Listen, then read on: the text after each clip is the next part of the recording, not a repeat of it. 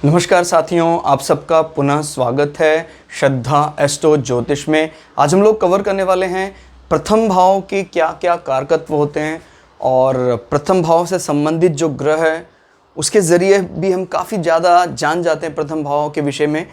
तो आइए शुरुआत करते हैं आज की क्लास में। प्रथम भाव को माना जाता है हमारी ओवरऑल पर्सनालिटी, हमारा शरीर। तो शरीर के विषय में कोई भी आपको कभी प्रश्न कुंडली लगा कर देखना हो, कभी भी ध्यान रखिएगा शरीर में भी विशेष रूप से हमारा मस्तिष्क, जिसको बोलते हैं सेंट्रल प्रोसेसिंग यूनिट, आपका सोचने का तरीका किस प्रकार का होगा वो प्रथम भाव से जानते हैं। आपके अंगों की पुष्टि या कह सकते हैं शारीरिक गठन कैसा होगा वो हम प्रथम भाव से जानते हैं। फिर बात आती है वर्ण की। हर व्यक्ति का सोचने का एक नज़रिया होता है और ये मैं एकदम क्लियर कर देना चाहूँगा, इसमें कोई भी विवाद नहीं है।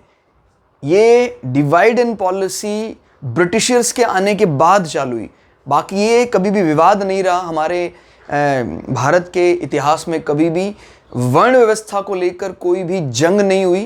तो याद रखिएगा, ये स्वयं हमने तय किया कि नहीं, मेरी सोच, क्योंकि मुझे सिर्फ ईश्वर से मतलब है, तो फिर अगर मैं ईश्वर के लिए एफर्ट कर रहा हूँ, पठन पाठन वेदों का अध्ययन अध्यापन, तो मैं ब्राह्मण कहलाऊंगा। फिर उसके बाद देश के लिए जान कुर्बान कर देने वाली जो सोच है और निस्वार्थ भाव से अपने प्राण दे देना राष्ट्र के हित के लिए, ये सोच हमें क्षत्रिय बनाती है। शुद्ध मन वचन से देश के लिए व्यापार करना, अर्थ नीतियाँ बनाना, उसका सही पालन करना, ये वैश्य कहलाए। और मन से हर वस्तु के आविष्कार में लगे रहना, चाहे वो आविष्कार छोटा हो चाहे बड़ा हो, उसके निर्माण में लगे रहना, वो शूद्र कहलाए। याद रखिएगा, चारों जो वर्ण हैं इनका हमारे जीवन में बहुत महत्व है। इनफैक्ट अगर हम आज बात करते हैं कलिकाल की, सबसे ज़्यादा महत्व है, क्योंकि मटेरियलिस्टिक जिस प्रकार से संसार है, हम ज़्यादा से ज़्यादा वस्तु अपने घर में रखना चाहते हैं, वस्तुओं का संग्रह करना चाहते हैं।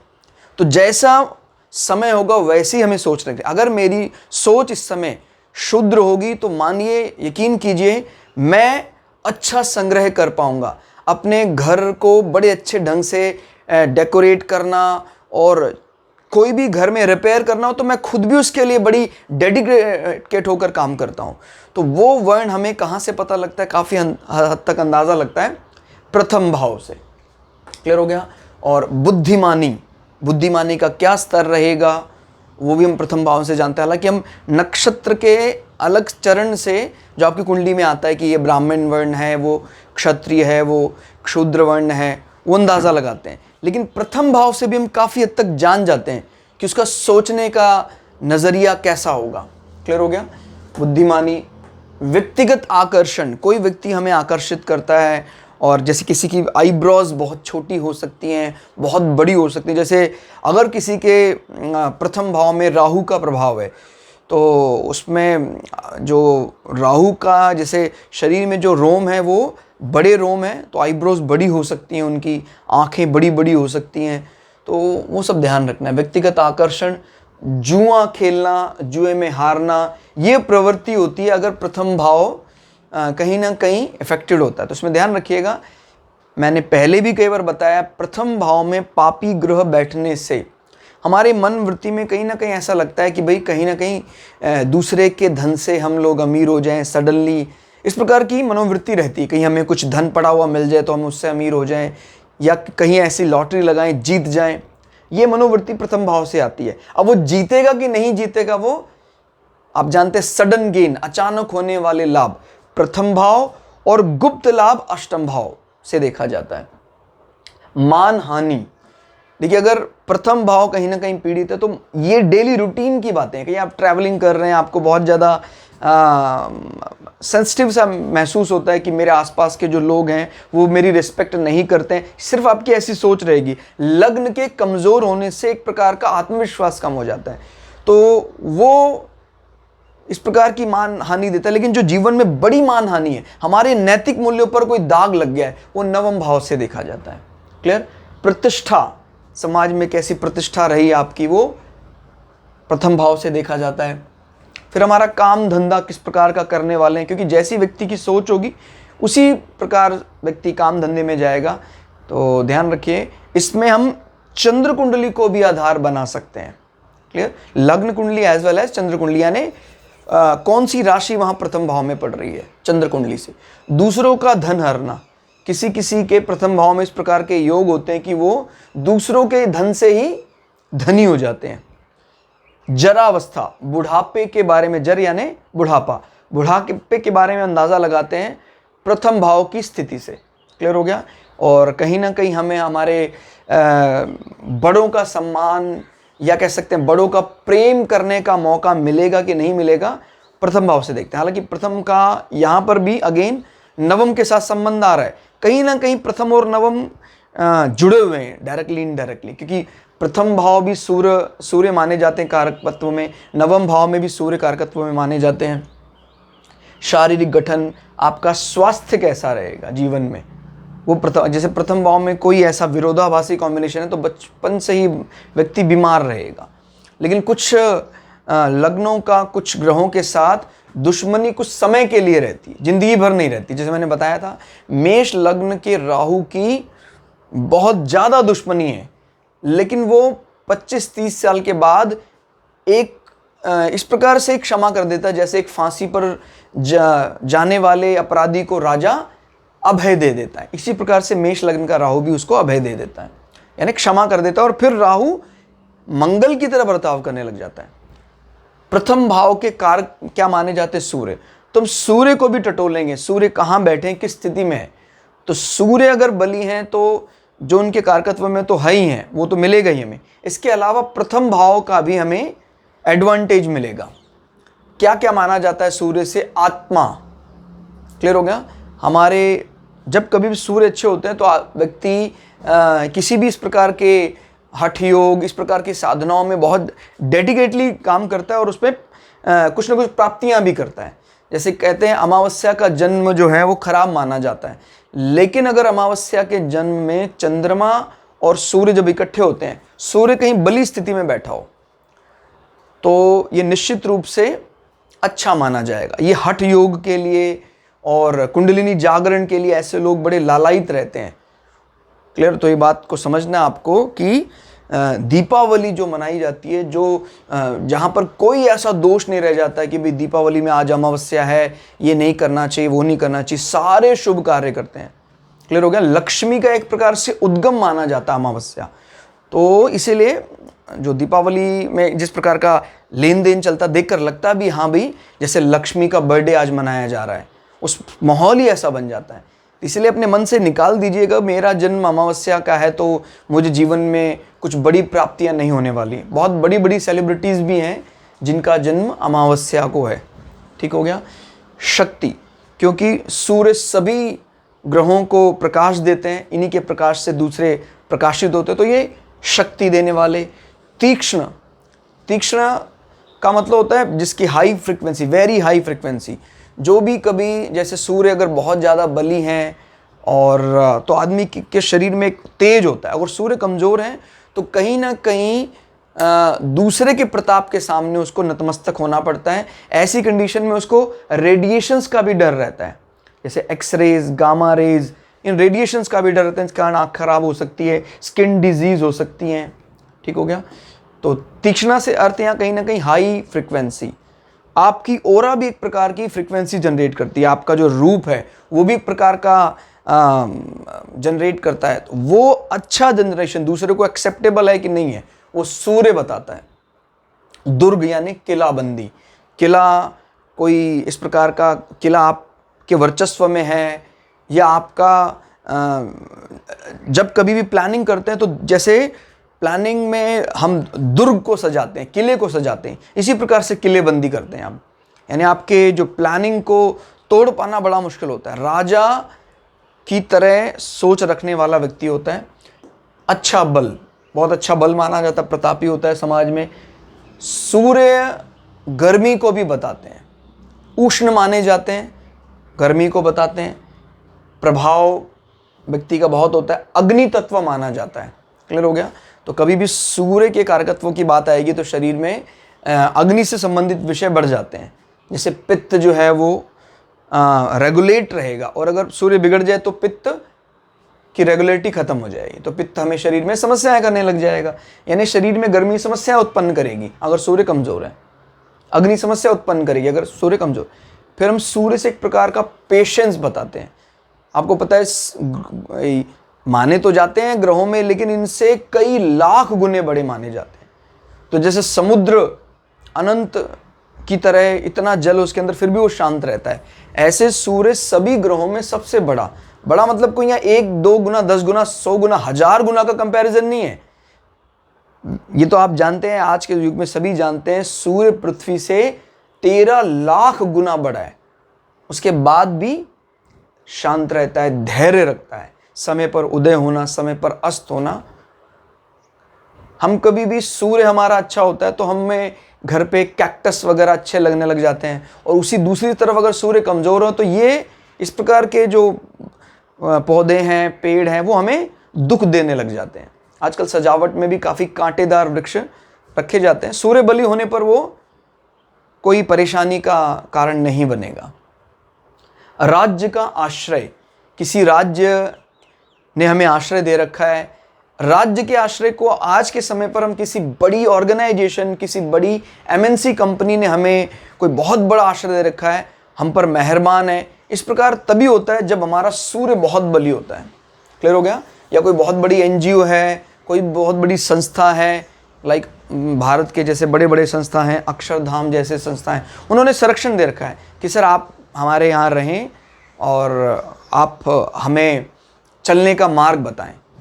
तो उसके लिए ज़रूरी है, लेकिन जो भी धार्मिक संस्थाओं में जुड़ेंगे तो सूर्य के साथ साथ बृहस्पति का भी मजबूत होना ज़रूरी है। कहते हैं सूर्य और बृहस्पति साथ बैठे हो तो कहीं ना कहीं व्यक्ति कोई ना कोई मंदिर जरूर बनवाता है। ठीक है। पिता को भी सूर्य से देखा जाता है। आपके इंटरेस्ट किस प्रकार से हैं, ऐसे ये इंटरेस्ट सामान्यतः हम जैसे राजाओं वाले इंटरेस्ट की बात करते हैं, दरबार में बैठा एक राजा, ऐसे तो इंटरेस्ट हमारे शुक्र भी बताता है, लेकिन शुक्र मुख्यतः हमारे घर परिवार में पति पत्नी के साथ मिलने वाले इंटरेस्ट, जो उनके साथ आप भोजन में पसंद करते हैं, उसकी बात करता है। समाज में जो एक सामाजिक यश है, वो वैसी रुचियों को सूर्य बताता है। क्लियर हो गया? सबका अलग अलग इंपॉर्टेंस है। सूर्य जीवन में शाही आनंद दिलाता है, शुक्र जीवन में घर का, कुटुंब का, लग्जरी का टेस्ट कराता है। तो याद रखिएगा, दोनों ही अपनी अपनी जगह पर सही हैं। हो सकता है आपका सूर्य बहुत बली हो लेकिन शुक्र कमजोर हो, तो होगा क्या, आपका सामाजिक यश, गान, authority, administrative work, government support full होगा। लेकिन जब कभी भी आप अपने घर में अपनी पत्नी के साथ बैठते हैं तो आपको बहुत ज़्यादा कहीं ना कहीं कमी का अनुभव होता है। क्लियर? तो जितने भी सांसारिक आविष्कार हैं, वस्तु विषय, उनका सही आनंद लेने के लिए शुक्र का बली होना ज़रूरी है। और जितने भी सरकार के द्वारा बनाए गए नियम, पॉलिसी, इनका सही आनंद लेना है तो आपका सूर्य बली होना चाहिए। तो दोनों में अंतर आपको समझना है। क्लियर हो गया? आत्म साक्षात्कार, ये मैंने ऑलरेडी पहले ही बता दिया। सूर्य अगर जैसे मान लीजिए एक्सेल्ड होकर मेष राशि में आ जाते हैं और मेष राशि में ही चंद्रमा आ जाते हैं, तो इस कंडीशन में फिर उसका सूर्य बली हो गया और उसको आत्म साक्षात्कार में बहुत ज़्यादा मदद करेगा। चौकोर आकृति, कभी इस प्रकार का कोई आपको प्रश्न कुंडली लगानी है, कुछ ऐसा प्रश्न जानना चाहता है कि भाई कोई इस प्रकार की वस्तु कैसी हो सकती है, तो सूर्य से हम चौकोर आकृति की बात करते हैं। अब हम सूर्य के शेप की बात नहीं कर रहे हैं, सूर्य से संबंधित कोई वस्तु होगी तो उसको चौकोर आकृति माना जाएगा। नेत्र की कोई बीमारी, ऑलरेडी मैं आपको बता चुका, नेत्र में कोई कमी है, कमजोरी है, वो सूर्य से देखी जाती है।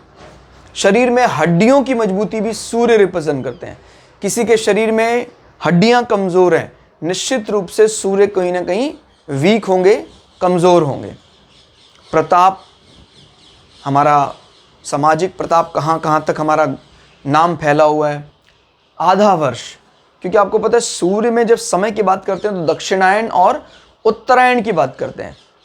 क्लियर? तो जब कभी भी इस प्रकार से कहेगा कि भाई सूर्य से संबंधित कोई विषय आ रहा है तो कितना समय लग जाएगा इसको परिपक्व होने में। प्रश्न कुंडली में कभी ऐसा आता है तो उसको करीब 6 महीने या आधा वर्ष लग जाएगा। चौपाया, ये हम बता ही चुके हैं, चौकोर आकृति की बात आए चाहे चौपाया, वो सूर्य से संबंधित होगा। राजा, ये भी डिस्कस कर चुके हैं। पित्त यानी बाइल जूस शरीर में रेगुलेट है या अनरेगुलेट है, वो सब सूर्य से पता लगता है। तपिश, शरीर का तपना, कई लोगों का सूर्य बहुत कुंडली में बली होता है तो ऐसे लोगों को उष्णकटिबंध क्षेत्र में रहना बड़ा पसंद होता है, ट्रॉपिकल एरिया में रहना पसंद होता है और उनको ऐसे एरिया में रहने का फ़ायदा भी मिलता है।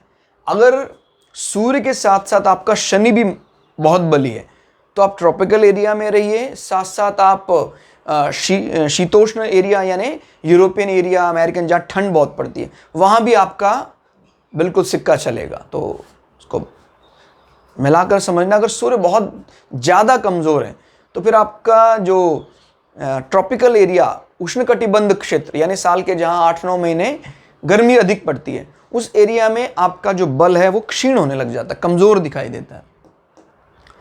सकल देश पर शासन, पूरे देश पर जो शासन है या कहें पूरे ग्रहों का प्रकाश सूर्य से ही निकलता है।